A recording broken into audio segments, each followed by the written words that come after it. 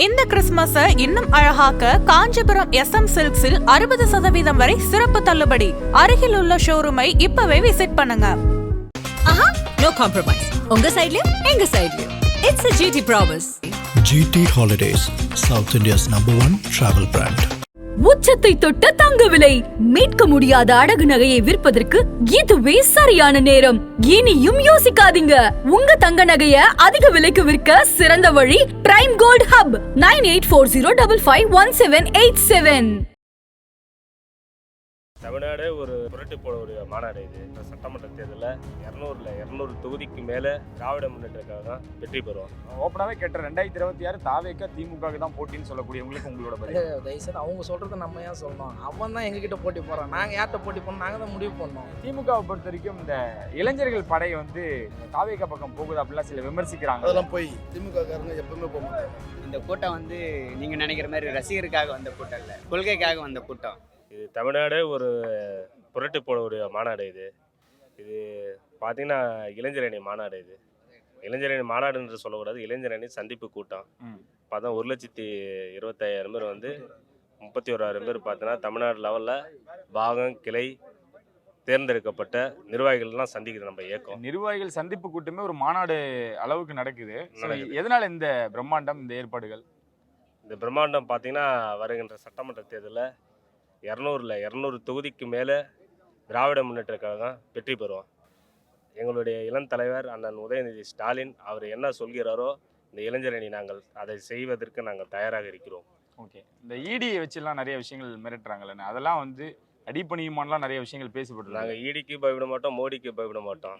ஏன்னா இது திராவிட மண், தந்தை பெரியார் மண், பேரறிஞர் மண், தலைவர் கலைஞருடைய இயக்கம்.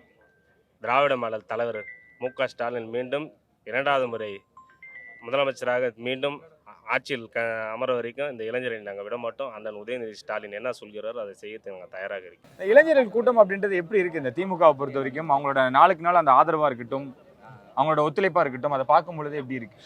எங்களுக்கு வந்து பூத் வயசு, கிளை வயசு, ஒன்றிய நகரம், பேரூர் வயசு எங்களுக்கு வந்து வேலை இருக்குது. நாங்கள் தலைவருக்கு பின்னாடியே போய் சுற்றிட்டு அவருக்கு இருக்கிற இடத்துல தங்கின்னு இருந்தால் நாங்கள் வந்து இவ்வளோ அவ்வளோன்னு கணக்கு பண்ணலாம். எங்களுக்கு எவ்வளோ கணக்குன்னு சொல்லிட்டு சத்தியமாக சொல்கிறேன், எங்கள் இளைஞரணி செயலாளரை கணக்கு பண்ண முடியாது. என் பூத்தில் எனக்கே தெரியாமல் 40 பேர் இளைஞரணிக்கிறான். அவனுக்கு இப்போ பற்றி லிஸ்ட் எடுத்து பார்த்தேன், தலைமை இந்த லிஸ்ட்டு வந்து இவங்களுக்குலாம் போஸ்டிங் போட்டுருக்காங்க, இவங்களாம் வந்திருக்காங்க. இங்கே போஸ்டிங்ஸ்லேயே 80 பேர் இருக்கும்போது அவங்களுக்கு பின்னாடி 80 பேர் இருப்பாங்கன்றது வந்து கணக்கெலாம் பண்ண முடியாது. இப்போ நாங்கள் உறுப்பினர் மட்டுமே 5 லட்சம் பேருன்றது வந்து சாதாரணமாக புதுசாக நிர்வாகிகளே 5 லட்சம் பேர் ஆகிருக்கு. உறுப்பினர்னு கேட்கும்போது 1.5 கோடி பேர் இளைஞரணியாக உறுப்பினர் சேர்த்துருக்கோம். எங்கள் தலைவர் சும்மா ஒரே நாள் நான் மொத்த உறுப்பினர் ஒன்றா பார்க்கணும்னு நினச்சா தமிழ்நாட்டில் இடம் இல்லை ஒன்று சேர்க்கறதுக்கு. ஆனால் இந்த இளைஞர்கள் அணி அப்படின்னு வரும்பொழுது ஓப்பனாகவே கேட்ட 2026 தாவேக்கா திமுக தான் போட்டின்னு சொல்லக்கூடியவங்களுக்கு உங்களோட பதில். தயவுசெய்து அவங்க சொல்கிறத நம்ம ஏன் சொல்லணும்? அவன் தான் எங்ககிட்ட போட்டி போகிறான். நாங்கள் யார்கிட்ட போட்டி போடணும்? நாங்கள் தான் முடிவு பண்ணோம். அவர் சொல்லிக்கலாம், அவர் ஃபிக்ஸ் பண்ணுறாரு. நாங்கள் எங்கள் நண்பன் எதிரி யாரும் நாங்கள் முடிவு பண்ணுவோம், எங்கள் தலைவர் முடிவு பண்ணார். இவர் வந்துட்டார் 2024 வந்துச்சு. சும்மா எதனா ஒரு பூத்தில் நிற்க சொல்ல வேண்டியதான். அவனோட கெப்பாசிட்டினா நாங்கள் அடிச்சு காமிச்சிருப்போம். இன்னொரு காமெடினா ஒன்று புரிஞ்சுக்கங்க, இப்போ 2026 ஓடிங்கிறான்ல, தப்பாக நினச்சிக்கிறேன். உதயம் 2017 வந்துட்டார். டிஎம்கேங்க ஒரு பூத்தில் தோத்த இடத்த காமிக்க சொல்லுங்கள். ஒரு வார்டு கவுன்சில் எலெக்ஷனில் இது வரைக்கும் சக்ஸஸ் ஆகாமல் ஒரு முனிசிபாலிட்டி எப்படியாமல் நாங்கள் வந்துக்கிறோமா? 100% வெற்றியை குத்துனுக்கிறாரு. ஓகேங்களா? அவன் அதை பற்றி யோசிக்கிறதே இல்லை. அவன் சும்மா எடுக்கணும், ஸ்கோர் பண்ணான். இப்போ போயிட்டு ஒரு சின்ன பையனாச்சு அவனை வந்து இது பண்ணுவாங்களா? அவனுக்கு ஸ்கோப் கிடைக்கணும், அவனுக்கு ஒரு இது கிடைக்கணுன்றதுக்கு எல்லாரும் இது பண்ணிக்கிறாங்க. நீ அவங்க கூட்டணுங்கிறவங்க எல்லாரையும் கூட்டு போகலாம். அவங்க அப்பா அம்மாவே வந்து மூடி என் பிள்ளைய போவேனான்னு சொல்கிறேன், ஏன் போயினுக்குதுன்னு தெரியல தான் எல்லாம் தலையில் வச்சுக்கிறாங்க.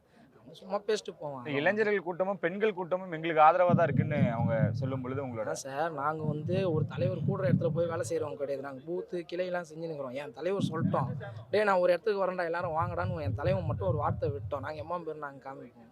சும்மா ஒரு இடத்துல நின்றுன்னு இவ்வளோ பேர் கூட்டுறோம். 1 லட்சம் பேர் கூட்டுறது ஒரு விஷயமா? 25,000 பேர் கூட்டுறது ஒரு விஷயமா? இந்த 1.5 லட்சம் பேர் கூட்டுறோம். வெறும் 91 தொகுதி நிர்வாகி மட்டும். எவ்வளோ நிர்வாகி மட்டும்?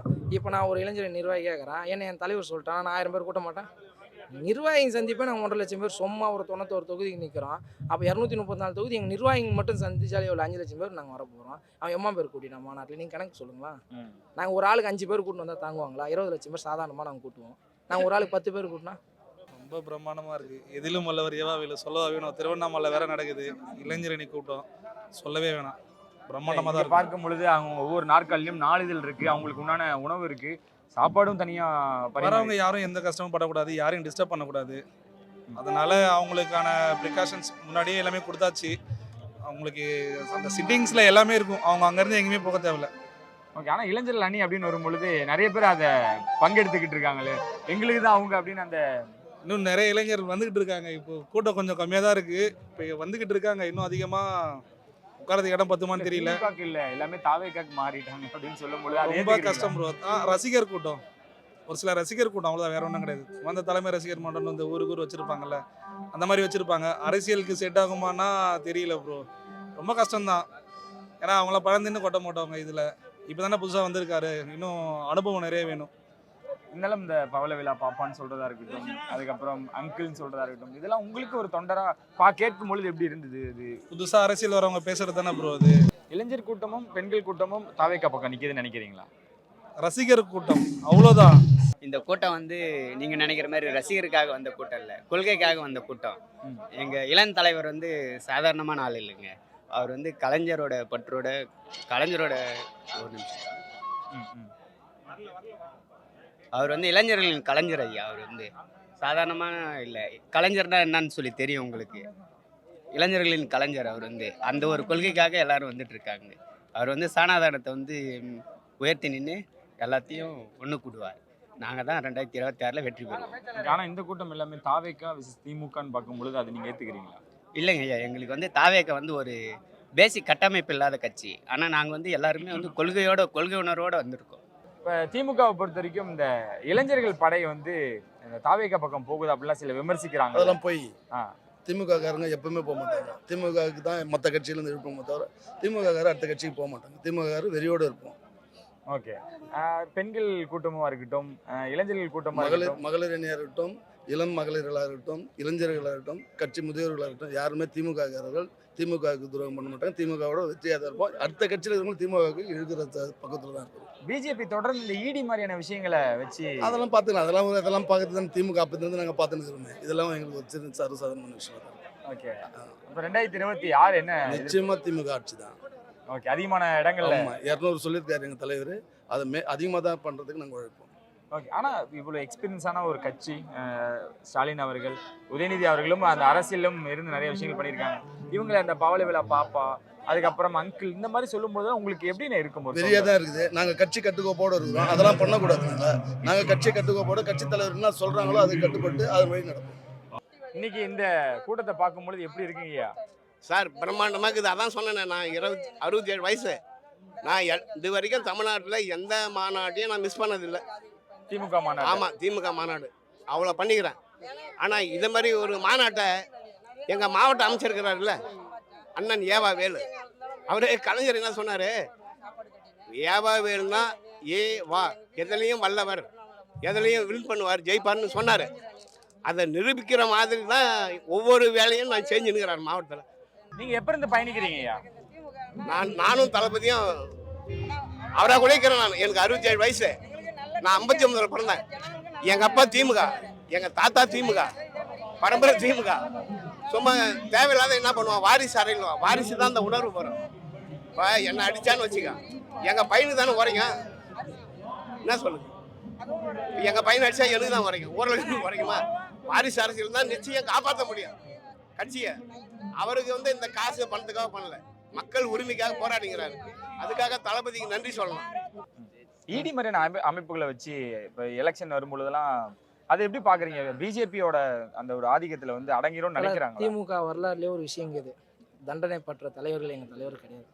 அண்ணா எங்கள் தலைவர் தான், கலைஞர் எங்கள் தலைவர் தான், ஸ்டாலின் எங்கள் தலைவர் தான், டெப்டி சிஎம் அண்ணா இளைய தலைவர் தான். யார் வந்து இதுக்கு தண்டனை பற்றி ஸ்டேஜ் கோர்ட்டில் ஏறி தண்டனை பற்றி சிறை செஞ்சுட்டாங்க? அவங்க தலைவருங்க ஒரு ஆள் சொல்ல சொல்லுங்களா? ஒரு ஆள் அவங்க தலைவருங்க சொல்ல சொல்லுங்க, நான் ஒத்துக்கிறேன்.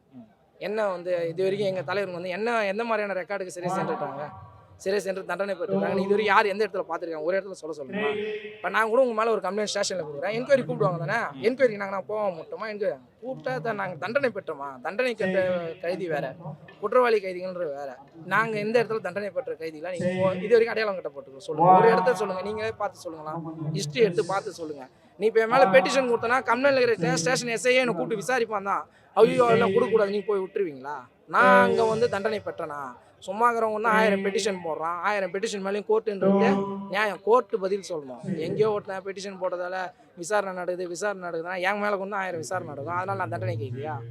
நான் சும்மா இந்த விளம்பர மாடல்னு விமர்சிக்கிறவங்களுக்கு உங்களோட பதிலடி என்னவா இருக்கு? அப்போ அவங்க என்ன பண்ணுறாங்க, ஆட்சி சாதனை நாங்கள் விளம்பரம் பண்ண நேற்று நேற்று வந்துட்டு அவர் வந்து நான் வீடு கூத்துருவேன், காடு கூத்துருவேன், அது கூத்துருவோம் இல்லை, இருக்கணும் யாருக்கு இல்லை, இவர்கிட்ட யார் எத்தனை பேர் நின்ட்டாங்க அவர் வீட்டாண்ட எனக்கு வீடு இல்லை, 2 வீலர் இல்லை, எல்லாம் பண்ணல அப்படின்னு யார் இவர்கிட்ட நின்ட்டாங்கன்னு எனக்கு தெரியலையே. இவர் கவர்மெண்ட்டோட ஸ்கீம்லாம் தெரியுங்களா, என்னன்னு தெரியுமா? ஒரு கவர்மெண்ட்டோட ஸ்கீம் ஒரு 5000 ரூபா பணம் டேரெக்டாக எதனா ஒரு விஷயத்துக்கு போட்டுற முடியுமா? எது மாதிரியான கோட்டை இருக்குன்னு தெரியுமா? பேசிக் நாலேஜ் ஒன்று தெரிஞ்சுக்கணும். ஒரு விஷயத்த தேட்டரில் இவர் டிக்கெட் விற்கிறாரு, இவர் டிக்கெட் கவுண்டரில் 2000 ரூபாய் என்ட்ரி போட்டு எனக்கு ஒரு டிக்கெட் கொடுக்க சொல்கிறேங்க, நான் ஒத்துக்கிறேன். அவரை ஒரு டிக்கெட் 2000 ரூபாய், அவர் ஆம்பளையாக இருந்தால் சிங்கமாக இருந்தால் ஏன் டிக்கெட் 2000 போட சொல்லலாம்? ஏன் அவருக்கு அப்புறம் ரைட் வரும்னு பயம் வருது இல்லை? அவருக்கு வரும்னு தெரியல. 100 ரூபாய்க்கு வேணும், 1000 ரூபாய்க்கு விற்கிறான். இவன் சொல்கிறத இந்த விஷயத்தெல்லாம் சும்மா சொல்கிறதுலாம் ஒரு கதைப்பெல்லாம் ஆகுங்க. நீங்கள் ஒன்றெல்லாம் புரிஞ்சுக்கங்க. எல்லாரும் படிக்க ஆரம்பிச்சிட்டாங்க. படிக்கிறாங்கன்றதோட செல்ஃபோன் பார்க்க ஆரம்பிச்சிட்டாங்க. இந்த யூடியூபருக்கு, இந்த சோஷியல் மீடியாவுக்கு பல்க் அமௌண்ட்டு கொடுத்து பேச வச்சுன்னே இருக்கிறதால சக்ஸஸ் ஆகிடுன்றது வியூவர்ஸ் சொன்னால் ஆகும். அது கூட யாருக்குன்னா யூடியூப் சேனலுக்கு.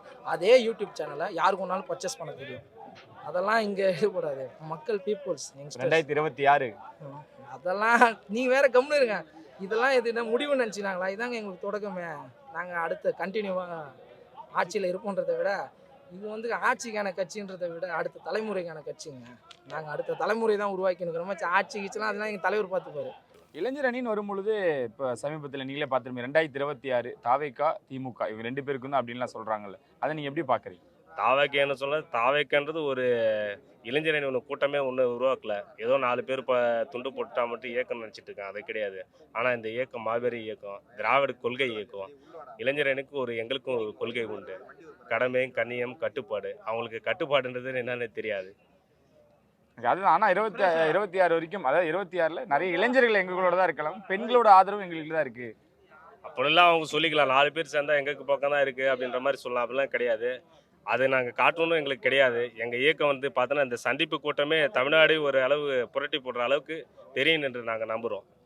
காசு கொடுத்து தான் நிறைய விஷயங்கள் பண்ணுறாங்கன்னுலாம் சொல்கிறாங்களே, அது ஏன்னா இன்னைக்கு மாலையில் தான் மாநாடு, அதாவது நிர்வாகிகள் சந்திப்பு கூட்டம். காலையிலேயே எவ்வளோ பேர் வந்திருக்காங்க, அதையும் மீறி எப்படி அதை சொல்கிறாங்க இந்த காசு கொடுத்து கூடுற கூட்டம்? நாங்கள் காசுக்காக கூடுற கூட்டம் கிடையாது, கொள்கைக்காக வந்த கூட்டம், இளைஞரணி கூட்டம். ஓகே. இப்போ இன்னைக்கு இந்த ஏற்பாடுகள் அப்படின்றது எப்படி பார்க்குறீங்க? இந்த இருக்கைகளாக இருக்கட்டும், அவசர உதவிக்கு இந்த மெடிக்கல் டீம் இருக்காங்க, இதனால் இவ்வளோ ஏற்பாடுகள், இதுதான் தொட்டு நீங்கள் பார்த்துக்கிட்டு இருக்கீங்களா? நாங்கள் எந்த ஏற்பாடாக இருந்தாலும் ஒரு இயக்கத்துக்கு ஒரு எடுத்துக்காட்டாக தான் இந்த மண் திகம், திருவண்ணாமலை மண்டலம். இது பார்த்தோன்னா திராவிட முன்னேற்ற கழகம் முதலாக அந்த மாநாட்டிலே பார்த்தோன்னா மண்டல மாநாடு முதலாக நடத்தணும் அப்படின்ற இயக்கம் ஒன்று இந்த மாநாடு ஏற்படப்பட்டுள்ளது. இதனால் இந்த திருவண்ணாமலையில் நல்லா சிறப்பாக நடைபெற்றுள்ளது. 2026 அவங்களுக்கு வருகின்ற இளைஞர்களுக்கு பார்க்குற ஸ்நாக்ஸ் ஐட்டம், தண்ணி, கழிப்பறை வசதி மற்றும் மருத்துவ வசதி அனைத்து ஏற்பாடு செய்யப்பட்டுள்ளது. அதனால் எல்லா பாதுகாப்பும் செய்யப்பட்டுள்ளது. 2020 கண்டிப்பாக நாங்கள் தான் 200 தொகுதிக்கு மேலே கண்டிப்பாக நாங்கள் தான் வெற்றி பெறுவோம். அதுக்கு நாங்கள் தயாராக இருக்கிறோம். களப்பணியாற்ற நாங்கள் தயாராக இருக்கிறோம். அண்ணன் உதயநிதி ஸ்டாலின் அவர் கருத்தை நாங்கள் வலுப்படுத்துகிறோம். ஐயா யாவுடைய கருத்தை நாங்கள் வலுப்படுத்த தயாராக இருக்கிறோம். நாங்கள் காசு பணம் பதவிக்காக இல்லை, அது வேற ஒரு பக்கம் இருந்தாலும் சுதந்திரம் எப்படி புறப்புரிமைன்னு காந்தி சொன்னார் இல்லை, அது மாதிரி திராவிடம் தான் எங்கள் புறப்புரிமை. ஏன்னா முழு சுதந்திரம் தான், முழு சுதந்திரம் வாங்கி கொடுத்தது. நான் என் பேர் பாண்டியன், எங்கள் அப்பா பேர் மன்னன், எங்கள் தாத்தா வெள்ளகாசி. நாங்கள் வேடந்தவாடி கிராமம், துறைஞ்சாபுரம் ஒன்றியம். எங்கள் பையன் பி அன்பழகன் இப்போ ஒன்றிய இளைஞரணி செயலாளர் இருக்கிறான். ஆக எங்களுக்கு கழகம் தான் பெருசு. கழகத்துக்கு நீ தான் செஞ்சதை விட கழகத்துக்கு நீ தான் செஞ்சோன்னு நினைக்கிறோம். நான் இப்போ நிறைய நடிகர்கள் உங்களுக்கே தெரியும், ஐயோ தாவேக்கான்றாங்களே, அதை நீங்கள் ஏற்றுக்கிறீங்களா? சார், அப்பேற்பட்ட விஜயகாந்த் தாக்கு பிடிக்கும் இல்லை, அம்மாவை நாக்கு கட்சி அந்த கட்சி போடாரு அவரு. அதே மாதிரி விஜய்லாம் சிவாஜி கணேசனை விட விஜய் அவ்வளோ நடிகரா? எப்படி நீங்க சொல்லு, உனக்கு தெரியும். அதான் ஏதோ இந்த நேரத்துக்கு ஒரு குஷியா இருக்கிறாரு, அது சொல்லிக்க முடியாது நம்மளால. இளைஞர் கூட்டமும் பெண்கள் கூட்டமும் அங்கதான் அதிகமா இருக்குன்றாங்க. இல்ல அதெல்லாம் விஜய் ரசிகர் சும்மா சினிமா நடிகனா பாக்குறதுக்கு கிளம்புறாங்க. அது நடைமுறையில ஒரு அரசியல ஒரு உலகத்தை ஒரு வீட்டை காப்பாற்றுறதுக்கு அதெல்லாம் சரி வராது. அந்த அளவுக்கு அனுபவம் வரணும். அப்படியே 6 மாதம் 3 மாதத்துல நான் தான் முதல்வர்னா எப்படி செய்ய முடியும்? இப்போ எடப்பாடி இருந்தார், 50 வருஷம் கட்சின்னு இருக்கும்போது அவர் இருந்தார். அவர் நம்ம எம்ஜிஆர்கிட்டே இருந்தவர். இன்னைக்கு அவராலே ஒன்றும் பண்ண முடியல. இந்த ஒரு முறை எப்படி போயிடுச்சு? அது மாதிரி விஜய்லாம் வந்து சொல்றது அதையும் நம்ம சொல்லிக்கணும். இல்ல கொள்கைக்காக பயணிக்கிறாங்க அப்படின்றது யாரும் ஏத்துக்க மாட்டாங்களே, அது என்ன நினைக்கிறீங்க? சார் அதெல்லாம் ஒரு நாடகம். இயலாதவன் என்ன பண்ணுவான்? இயலாதவன் நம்மளை குறை சொல்ல தான் செய்வான். அந்த ஒரு கூட்டம் இப்போ இல்லை, எப்பயுமே இருந்துக்கிட்டு தான் இருக்கணும். காந்தியை சுட்டவன் தானே அந்த நாட்டில், காந்தியை சுட்டவன் தானே அந்த நாட்டில் இருக்கிறான். அந்த பிஜேபியில் காந்தியை சுட்டவங்க கம்யூனிஸ்ட் ஆர்எஸ் கோட்ஸ் எல்லாம் அவனுக்கு செலவு வைக்கிறான் பண்ணுறான். அவன் அப்படி தான் இருப்பான். அப்படி அதுக்காக இப்போ திருடனை போய் திருடனா ஒன்றையும் திருடணும். இப்போ திராவிட கழகத்துக்கு என்ன வெற்றின்னு கேட்டாக்கா, அவனுக்கெல்லாம் நம்மளை ஏற்றுக்கணும் பாரு. இப்போ ஜாதி சமயம் எதுவும் இல்லாத தொட்டா தீட்டு குளத்தில் தண்ணி எடுக்கக்கூடாது, கோயில் உள்ள போகக்கூடாது அப்படி சொன்னா இல்லை. இன்னைக்கு அது மாதிரி பெரியார் அண்ணா இருக்குதான், நீ ராமர் கோயிலுக்கு வா, இந்த கோயிலுக்கு வா, ஜாதி மதம் இல்லாத இப்போதான் சேகரான் அவன். அதெல்லாம் அண்ணா பெரியார் கலைஞர் கட்சியை வெற்றி, இல்லைன்னா கூட மாட்டான். இப்போ அதே மாதிரி இப்போ காலை ஓட்டு வாங்கணும், இல்லை ஓட்டு வாங்கணும், ஜெயிக்கணும், ஆட்சி தானே குறிக்கோள். மோடிஜி எனக்கு ரொம்ப பிடிக்கும். ஆனால் மொத்தமாக ஆர்எஸ் கொள்கை தான். இப்போ நம்ம சொந்தக்காரர் நம்ம தமிழ்நாடு கோயம்புத்தூர்கார் சிபி ராதாகிருஷ்ணன் பாய்க்கிறல, அவரும் ஆர்எஸ் தான். அதனால அவங்க சொல்றவங்க தோணியிருந்தானா தமிழ்நாட்டில் எடுபடாது. அப்போ 2026 என்ன எதிர்பார்க்கலாங்க? நம்ம 200 சொல்றாரு தளபதி, 200க்கு 5 கூடவோ இல்லை 5 குறையும், அவ்வளோதான். நம்ம தான் ஜெயிப்போம், நம்ம தான் ஆட்சிக்கு வருவோம். ஓகே, அந்த இடியை வச்சு மிரட்டுறதெல்லாம் பார்க்கும்பொழுது அதுதான் மக்களுக்கு தெரியும். இப்போ சுப்ரீம் கோர்ட்டு ஹைகோர்ட்டு நிறைய பேர் என்ன சொல்லிட்டாங்க, நிறைய ஈடிக்கும் மோடிக்கும் கண்டனம் தெரிவிச்சுக்கிறாங்க. இப்போ நீங்கள் என்ன சொல்லிட்டாங்க, நீ சொத்தை ஜப்தி பண்ணக்கூடாது, வேற ஏதோ கர்நாடகாவா யாரோ ஒரு எம்எல்ஏக்கு சொத்தி வந்து நீ இது பண்ணக்கூடாது, அந்த ஜப்தி பண்ணுற முடக்கிற அதிகாரம் அந்த என்னது ஈடியா அதுக்கு இல்லை, மக்களால் தேர்ந்தெடுக்கப்படும் போது நீ யாரா, நீ ஆட்சி அதிகாரம் மக்கள் அப்படின்னு சுப்ரீம் கோர்ட்டு ஹைகோர்ட்லாம் சொல்லுது.